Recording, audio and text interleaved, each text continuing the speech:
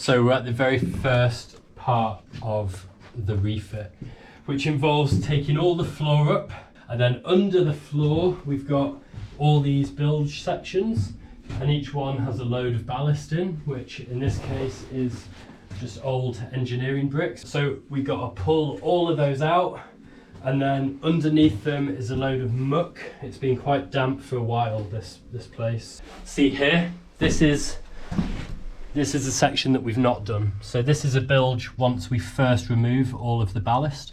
So you can see here, if I take this is what it looks like.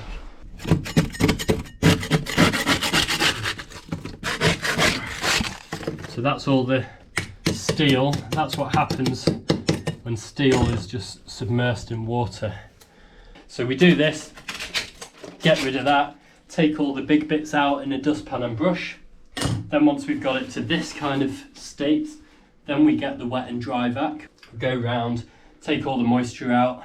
Then it looks like this. And then once we're at this point, we then need to sand back all of the spot rust. They call this spot rust. So we need to sand that, get as much of that gone as possible. I can actually probably show you what this is like without using the grinder. So basically, having that on the angle grinder has this result. So it takes the surface rust off and it roughs the surface up. Then we need to clean it a couple of times.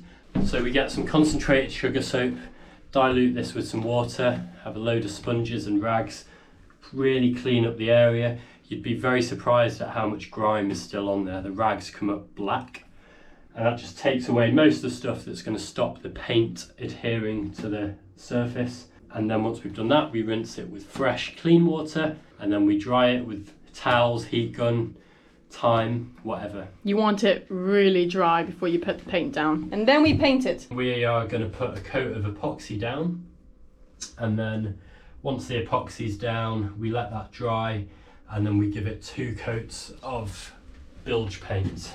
We were recommended to put 2 coats of epoxy and 3 coats of bilge paint, but a lot of people only put the bilge paint anyway, so I think we're going to be fine.